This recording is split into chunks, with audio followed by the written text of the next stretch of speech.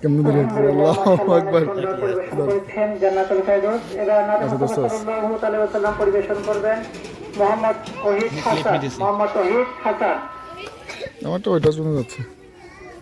আপনারা কি স্টপ করতে কাটতে সবগুলো খুঁজে পাওয়া যায় না। সরি আফসোস লং ভিডিও করতে এডিট করতে হবে। আসসালামু আলাইকুম ওয়া রাহমাতুল্লাহি ওয়া বারাকাতুহু।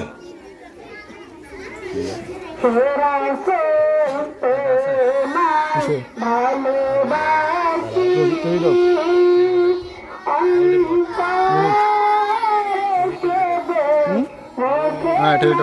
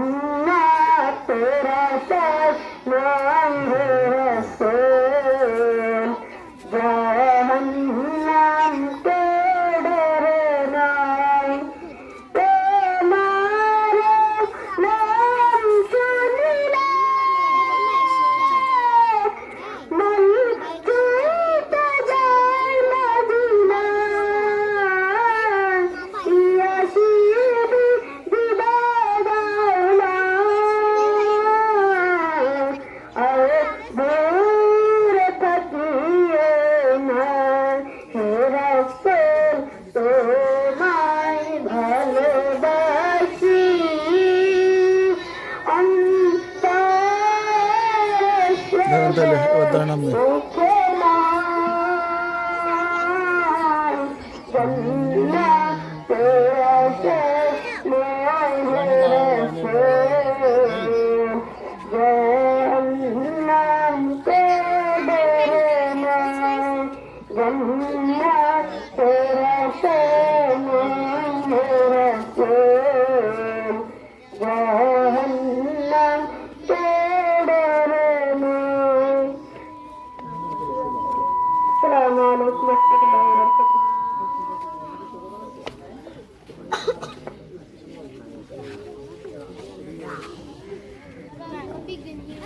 আলহামদুলিল্লাহ, আমাদের ছাত্ররা অনেক সুন্দরভাবে নাটক মুস্তাফা সাল্লাল্লাহু আলাইহি ওয়াসাল্লাম পরিবেশন করেছেন। সকলের জন্য দোয়া এবং ভালোবাসা অভিনন্দন রইল। এখন এই পর্যায়ে আপনাদের সম্মুখে সংযুক্ত করে বক্তব্য নিয়ে আসবেন হযরত ইমাম মুহসিন রাদিয়াল্লাহু তাআলা আনহু নুরানী মডেল মাদ্রাসার শিক্ষক হাফেজ মাওলানা মুহাম্মদ আজিজুল্লাহ।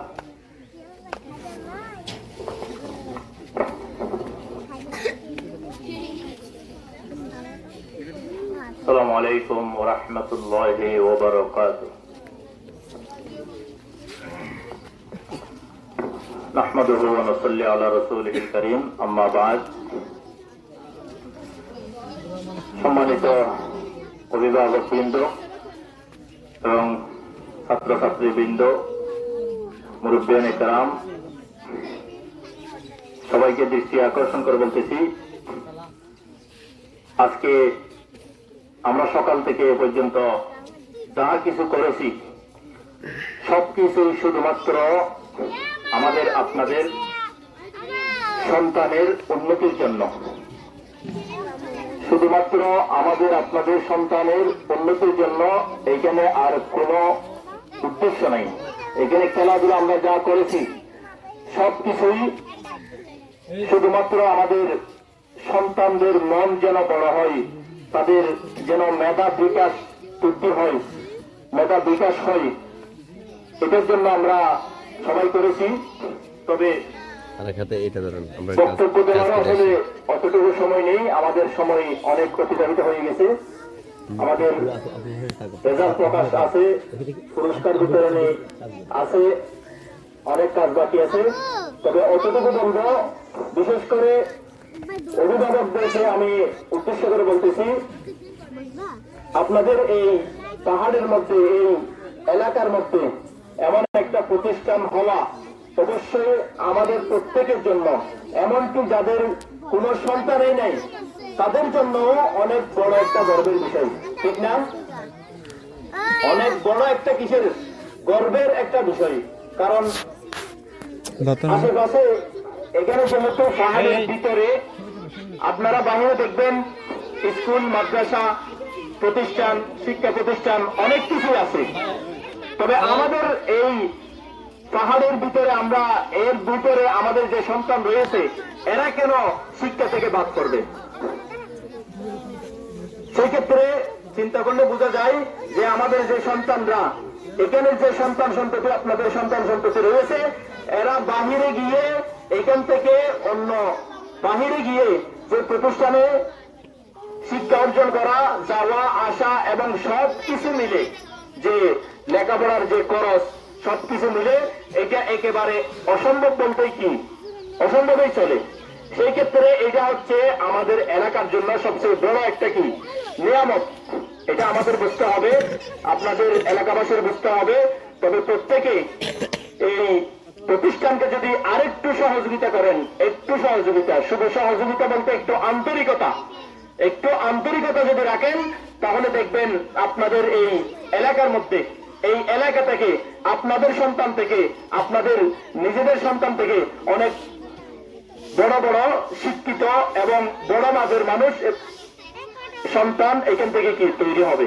শুধু আপনাদের আন্তরিকতা দরকার। একটা জিনিস খেয়াল করবেন, এই প্রতিষ্ঠানটা যখন ছিল না এবং এখন আছে, এতটুকু হয়েছে, এর মধ্যে নিজের একটা সমন্বয় করে দেখতে পারেন যে যখন প্রতিষ্ঠান ছিল না তখন অবস্থা কিরকম ছিল। আমাদের সন্তানরা তাদের ব্যবহার, আচার ব্যবহার, চলা চরিত্র, তাদের বুদ্ধিমত্তা এটা কেমন ছিল সেটা একটু চিন্তা করবেন। এবং এখন বর্তমানে কোন অবস্থার মধ্যে আছে এটা একটু চিন্তা করলে বুঝতে পারবেন যে কোন জায়গা থেকে কোন জায়গায় চলে এসেছে। আরো ভবিষ্যতে অনেক উপরে চলে যাবে, এটাই আমরা সবাই আশা করি। তবে সবচেয়ে বড় বিষয় হচ্ছে আপনাদের প্রত্যেকের একটা সহযোগিতা দরকার। কারণ একটা এলাকার সৌন্দর্য, সবচেয়ে বড় সৌন্দর্য হচ্ছে এলাকার একটা শিক্ষা প্রতিষ্ঠান। যে এলাকার মধ্যে কোন শিক্ষা প্রতিষ্ঠান নাই, কোন মসজিদ নাই, দেখবেন সেই এলাকাটা একেবারে নির্জন এলাকা। হাদিসে পাকের মধ্যে আমার রাসূল বলতেছেন যে যার কলবের মধ্যে কোরআনের একটি আয়াতও নাই, সেই কলবটা হচ্ছে উজাড় গৃহ। হাদিসের মধ্যে বলা হয়েছে উজাড় গৃহ। উজাড় গৃহ মানে সেটা হচ্ছে শয়তানের ঘর। ঠিক একইভাবে এটা হচ্ছে সমগ্র এলাকার এমন একটি চারাক, এমন একটা বাতি, যে বাতি থেকে আপনাদের সন্তান সহ পরবর্তী প্রজন্ম সহ প্রত্যেকে এখান থেকে আলো নিয়ে বিভিন্ন এলাকার মধ্যে ছড়িয়ে দেবে। আমি প্রত্যেকের দৃষ্টি আকর্ষণ করে এতটুকু বলবো যে আপনারা অত্র প্রতিষ্ঠানকে মহব্বত করবেন, অত্র প্রতিষ্ঠানের প্রতি একটু নজর রাখবেন। কারণ এখানে শুধু আপনার সন্তান নয়, আপনার এলাকার সকলেই এখানে কি লেখাপড়া করতেছে। এতটুকু বলে আমি আমার বক্তব্য শেষ করছি। আসসালামু আলাইকুম ওয়া রাহমাতুল্লাহি ওয়া বারাকাতুহু।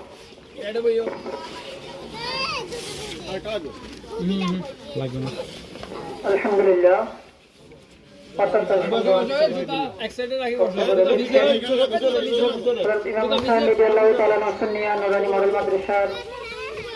শিক্ষক হাফেজ মাওলানা মোহাম্মদ আজিজুল্লাহ এই পর্যায়ে আমাদের অনুষ্ঠানের মেহমান আলা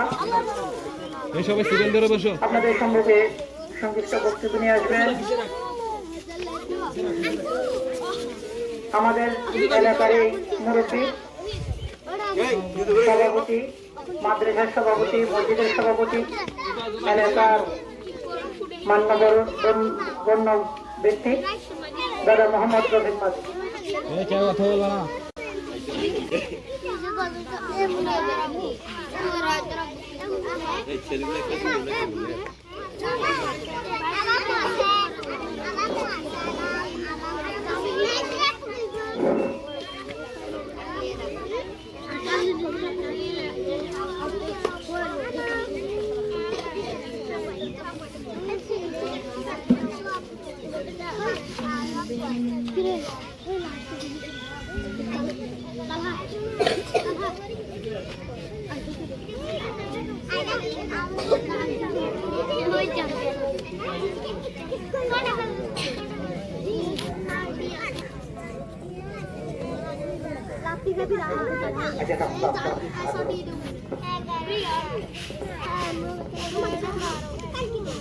এই তোমরা কেউ কথা বলবো না, সবাই চুপ। এই ছেলেরা তোমরা কথা কেন বলতেছো তো? রাহাত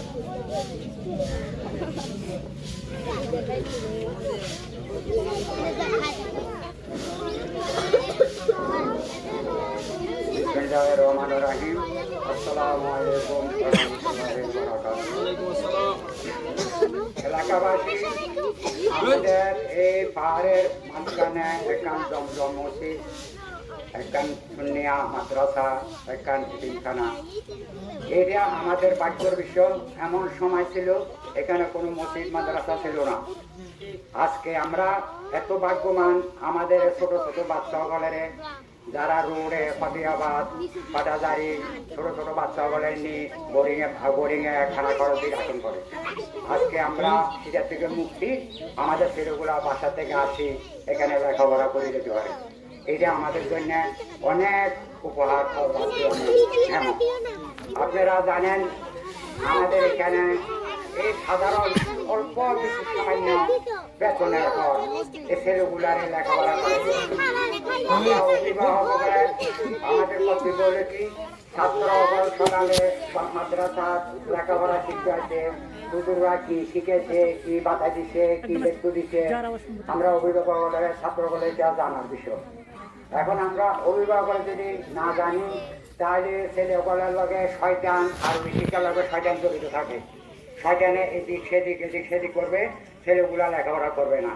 আমরা অভিভাবকের থেকে এমন উপর সতর্ক থাকতে হবে, আজকে আমাদের ছেলেগুলা মানুষের মতন মানুষ করে দিতে পারি। মানুষের মতন মানুষ করতে গেলে ছেলেগুলা জীবনের দাম, আমাদের জীবনের দাম। আমরা জীবনের দাম মানে কি করতে হবে, যে মাদ্রাসা যা শিক্ষক সাধারণ বেতনে লেখাপড়া করাতে আছে, আমাদের এলাকার মেয়েদের অনেক ভাই বন্ধু, আমাদের এলাকার সম্মানী ব্যক্তিগণ অনেক হুজুর বেতন মাসে মাসে বেতনগুলো ক্লিয়ার হইতেছে না। আমরা জানেন আমরা 600-700 টাকা বেতনে চাকরি করি, 20,000, 25,000, 30,000 টাকা বেতনে চাকরি করি। তো আমাদের সবসময় কি আরো কিছু টান থাকে। আর এই হুজুররা যে সাধারণ এই 4,000, 5,000, 6,000 টাকা বেতনে এই ছেলেগুলারদের রাত দিয়ে 24 ঘন্টা পরিশ্রম করতে, পরিশ্রমের বিনিময়ে আমরা সাধারণ আনছি যে টাকাগুলো দিয়েছি, ওগুলো আমাদের থেকে মাঝে মাঝে বাকি থেকে যাবে।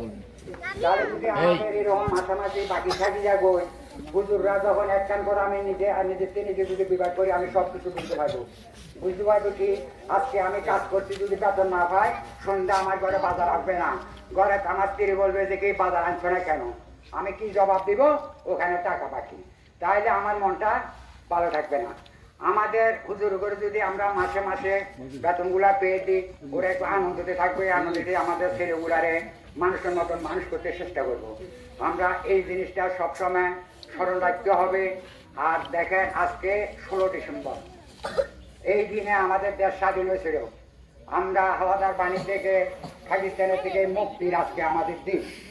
একটা জিনিস একটা উপলক্ষে সৃষ্টি হয়, একটা জিনিস একটা উপলক্ষে সৃষ্টি হয়। আজ 16 ডিসেম্বর উপলক্ষে আমাদের ছাত্র ছাত্রী অভিভাবক সব উপস্থিত হচ্ছে। এখন আপনারা আজকে 10 ছেলে 2 বছর পড়াচ্ছেন, 10 ছেলে 3 বছর পড়াচ্ছেন, 10 ছেলে 8 বছর পড়াচ্ছেন।